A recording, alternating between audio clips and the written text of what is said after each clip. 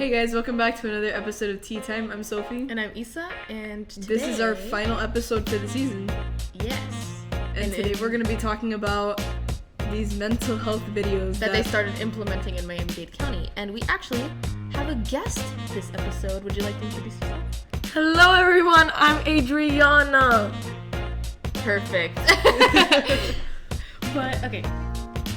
We decided to bring Adriana on because she has also had to experience doing these videos along with me and Sophie as well. So we're going to be talking about, does it actually help mental health? Well, I think we should start off by saying that it's now required by the county to complete 5 hours. Not just complete the entire program, but complete 5 hours of being on it. You're supposed to watch the video and then talk about it with a parent or counselor right after. Yes, because it started getting to the point where we just had to go in order to reach the quota by Miami-Dade.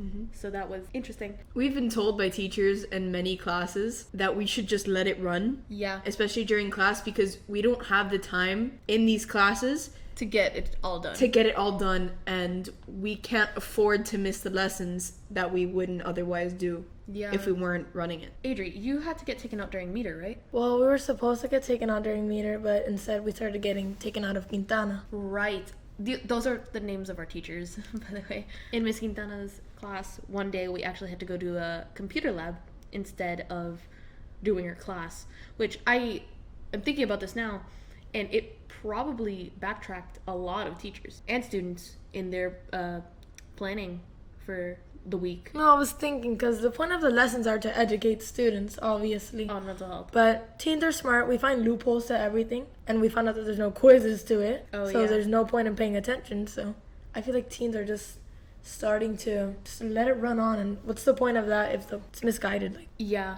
I get what you're saying, actually, because I've noticed a lot of the kids that were in my computer lab class for that day, they were rather slacking off and just not paying attention to the videos. Yeah, they just let it run and maybe put on their AirPods or talk to their friends.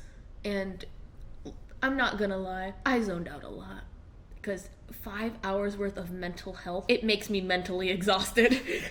We do not know if the people in these videos are professionals to this mental health criteria to talk about it in videos, but they should specify that in the video, because I feel that if a student doesn't know that the person is qualified to do so and talk about this subject, they're not going to pay attention as much, if at all. I doubt it. I want you to give me, let's say, an estimate of when you had to do that for your class. Give me a percentage of the class that was actually paying attention to the videos. Zero. I could tell you no one in that class was paying attention. You could ask one student, what did you just learn? They wouldn't be able to tell you. And a lot of our friends, especially, they would come back and tell us jokes about it. I'm not even lying. They'd be like, what this instructor said in the video, it doesn't make sense. Remember in one of the videos, it was about fighting. I remember it was fighting an adrenaline, and it was if you feel a big adrenaline rush coming and you can't get your head clear, just stop. It's not that easy. It's not. They kind of downplay the real struggle of mental health and these consequences that come with it. All the instructors that I've seen, they've all been not our generation, obviously. And as time changes, so do people. Mindsets change. Reactions to situations change. Maybe in that era, maybe the simple situation would be, okay, let's stop. But now it's kind of harder to get away from that. It's not necessarily the case anymore. There's more social pressure too. Yeah, exactly.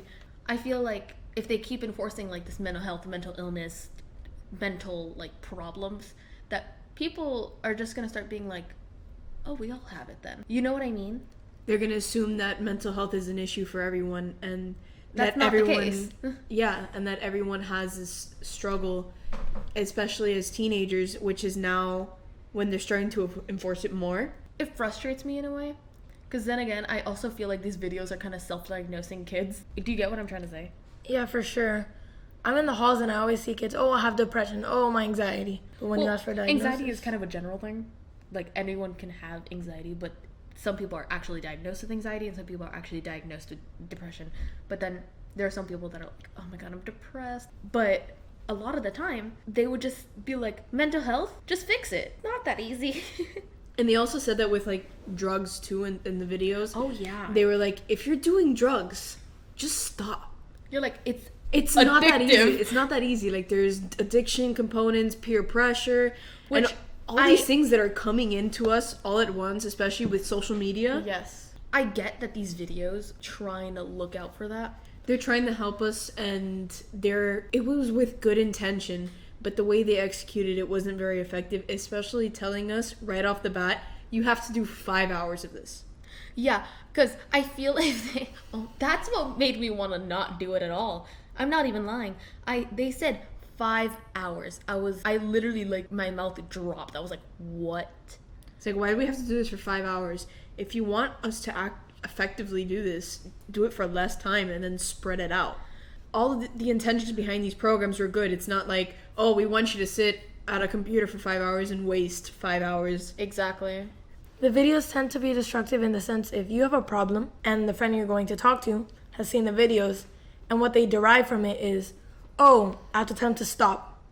When you receive that advice to just stop something, when you know full-heartedly you just can't, it's frustrating for you. You don't know who to go to because the only response you'll get is stop. We are expected to go into a room and watch 5 hours worth of mental health videos. People are going to be unmotivated. For sure. For sure. I full-heartedly acknowledge the intentions, and I'm glad that Miami-Dade is trying to put forth this initiative, because usually mental health initiatives are with small groups that aren't part of the main county. So thank you for coming, and that has been our final episode of the season for Tea Time. I'm Isa. I'm Sophie. Signing out. See you next season. Bye.